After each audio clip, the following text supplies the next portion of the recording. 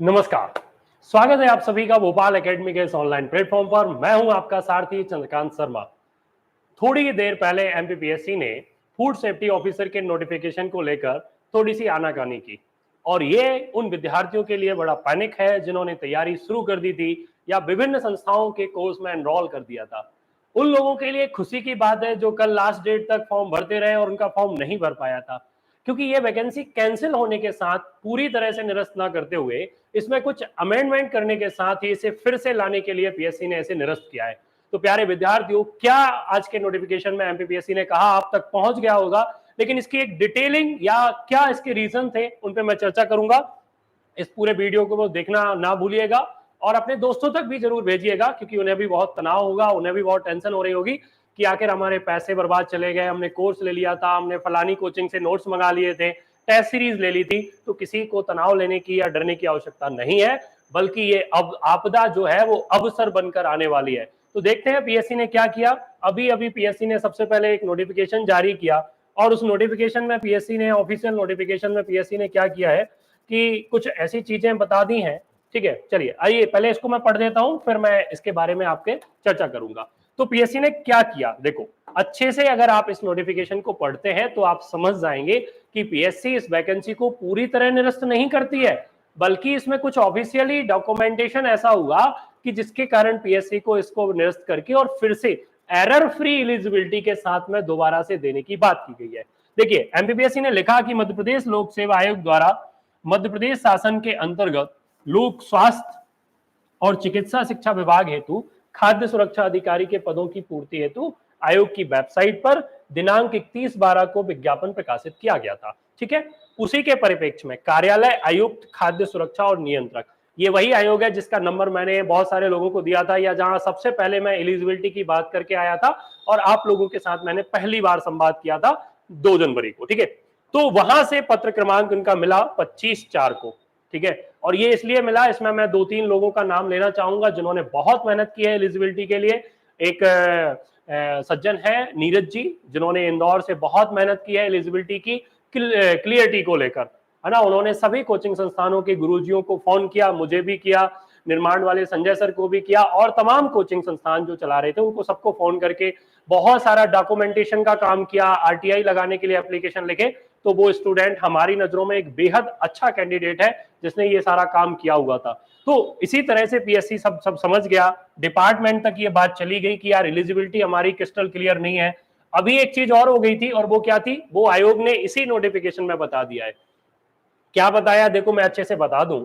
आयोग ने यह कहा कि उपरोक्त विज्ञापन अंतर्गत ऑनलाइन आवेदन प्रस्तुत कर चुके हैं सभी के सभी, क्योंकि कल लास्ट डेट थी और काफी सारे लोगों के फॉर्म फिलअप नहीं हुए। मेडिकल साइंस वाले, खासकर बीएचएमएस या बीएएमएस या यूनानी मेडिकल साइंस के स्टूडेंट जो थे, उन्हें ये डर लग रहा था कि शर्मा सर ने तो बता दिया कि 28 को गजट आया था, लेकिन एमपीपीएससी ने तो अपनी ऑप्शन लिस्ट में हमारा नाम ही नहीं लिखा, तो हम फॉर्म कहां भरें। कुछ लोग ने भर दिए थे, कुछ लोग बहुत कंफ्यूजन हो रहे थे, मुझे बार बार कॉल कर रहे थे, मेरी व्यस्तताएं थी, मैं क्लास ले रहा था, फोन नहीं उठा पा रहा था, तो उस कारण मैं उनसे संवाद नहीं कर पाया। लेकिन प्यारे विद्यार्थियों, ये आपदा अब के लिए अवसर में बदलने के लिए आई है। यहां पर आयोग ने जो काम किया है उसका कहना यही है कि भैया क्या खाद्य प्रशासन के पत्र क्रमांक फलाने के तहत ये उनको पत्र मिला, और उन्होंने कहा कि उक्त पत्र की शैक्षणिक अर्हता के लिए भारत सरकार द्वारा अधिसूचना 28/3/2025, ये वही अधिसूचना, वही नोटिफिकेशन है जिसे मैंने आप लोगों के लिए उस समय ग्रुप में साझा किया था, और इसके ऊपर मैंने एक वीडियो भी बना के डाला था जिसे आप पिछले वीडियो में जाकर देख सकते हैं। आपको इसी में प्लेलिस्ट मिलेगी आपको एफएसओ में, तो आप वीडियो, जब पुराना वीडियो जाकर देखेंगे वहां पे आप 28/3/2025 में ऑफिशियल नोटिफिकेशन आया था। उसमें वीएएमएस डॉक्टर के लिए, बीडीएस डॉक्टर के लिए, ठीक है, या बीएचएमएस डॉक्टर के लिए, है ना, या बीयूएमएस के लिए, है ना, यूनानी मेडिकल साइंस, इन सभी की एलिजिबिलिटी बनाई गई थी किसके लिए, फूड सेफ्टी ऑफिसर के लिए।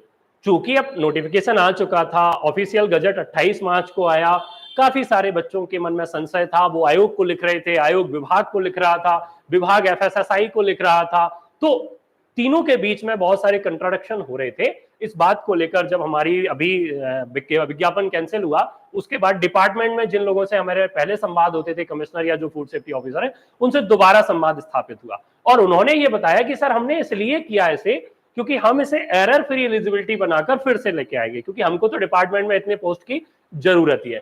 तो ये जो 28 को चेंजेस हुए थे, तो जो फिर से अभी विज्ञापन आएगा उसमें, इस विज्ञापन में इनफैक्ट इस जो चेंजेस हुए उनको लेकर और एक बहुत बड़ी मांग जो हम सारे विद्यार्थियों की तरफ से की जा रही थी कि केमिस्ट्री साइंस के जो स्टूडेंट है उन्हें क्या माना जाए, पीसीएम माना जाए, सीबीजेड माना जाए, केमिकल इंजीनियरिंग जो केमिकल इंजीनियर जिन्होंने किया है उनको माना जाए। बहुत सारे फार्मेसी के स्टूडेंट इस बात को लेकर डाउट में थे कि क्या हम फॉर्म भर सकते हैं या नहीं भर सकते हैं। इस बीच काफी सारे लोगों ने अपनी गट्स फीलिंग पर फॉर्म डाल भी दिया था कि हम तो फॉर्म डाल रहे हैं यार, देखा जाएगा जो होगा। हालांकि जब देखा जाता है, जब होता है तो देखा नहीं जाता है, वो एक कोटेशन भी चलता है। बट अभी ये है कि 28/3 को जो चेंजेस हुए थे उन सभी चेंजेस को नए विज्ञापन में पीएससी लेके आएगी। तो आपने यदि फॉर्म भर दिया था, आपको तनाव लेने की और पैनिक होने की जरूरत नहीं है, क्योंकि ये आपके लिए अच्छा है कि पहले से ही सब क्रिस्टल क्लियर हो जाएगा। तो कम से कम कोर्ट से फ्री हो जाएंगे हम। हमें एमपीपीएससी के साथ केवल प्री मेंस इंटरव्यू देना पड़ेगा, हम कोर्ट केस के लिए नहीं जाएंगे। नहीं तो अभी क्या होता कि हमें कोर्ट केस भी करना पड़ता, हम कोर्ट भी जाते और वहां पर भी सारी चीजों की बात करते। तो 28 तारीख के विज्ञापन के तो अभी ये कर रहे हैं कि अभ्यर्थियों के द्वारा जो फीस भुगतान किया गया था उनके अपने अकाउंट में वो पास कर देंगे, वापस कर देंगे। और फिर जब विद इन 15 या 13 डेज जो है, एक महीने से 15 दिन के अंदर ये विज्ञापन फिर से आ जाएगा। एग्जाम की डेट वो जो 14 इन्होंने टेंटेटिव रखी थी वही होगी, ठीक है, ये भी आप विश्वास रखिएगा। विज्ञापन में चेंजेस होकर दोबारा से आएगा और हम दोबारा से फॉर्म फिलअप करेंगे। जो लोग छूट गए थे उन्हें मौका मिल जाएगा, जिन लोगों ने कुछ गलतियां कर दी थी उन्हें मौका मिल जाएगा। आपका ईडब्ल्यूएस का सर्टिफिकेट बनवा लो। सारे लोग मेरे को फोन लगा लगा के परेशान करते हो, सर कौन सी डेट का डालें। विज्ञापन के पहले आपके पास सारे ऑफिशियल डॉक्यूमेंट होने चाहिए, ये आपकी जिम्मेदारी होती है। इसके लिए कोई टीचर आपको एक एक व्यक्ति को गाइड करने नहीं आएगा। तो सारे डॉक्यूमेंट जब तक आप अच्छे से रख लीजिए। जून तक सेशन होगा, हो सकता है कि एग्जाम के जो फॉर्म भरने की डेट है वो थोड़ी बाद में आ जाए। तो इस सेशन के जो ग्रेजुएट कैंडिडेट थे जिनको बहुत चिंता थी, क्या सर हम बीएससी कर रहे हैं, हमारा मार्च में मई में कंप्लीट हो जाएगा, हम फॉर्म नहीं भर सकते, क्या लास्ट ईयर चल रहा है, इन सबको भी अवसर मिलेगा।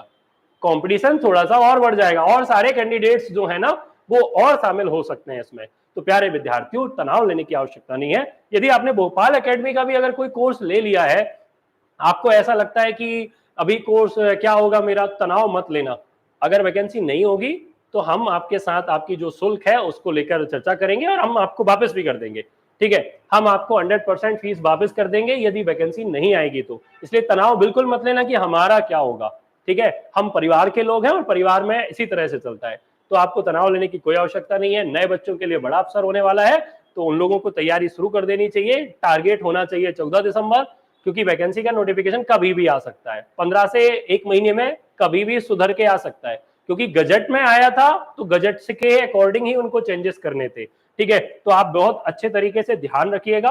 कोई तनाव लेने की आवश्यकता नहीं है, कोई इसको फोन उसको फोन करने की आवश्यकता नहीं है। इस वीडियो को देखिए, अपना तनाव दूर कीजिए, कल से आपकी एग्जाम की तैयारी में लगे रहिए, क्योंकि पढ़ाई कभी व्यर्थ नहीं जाती। तो पढ़ते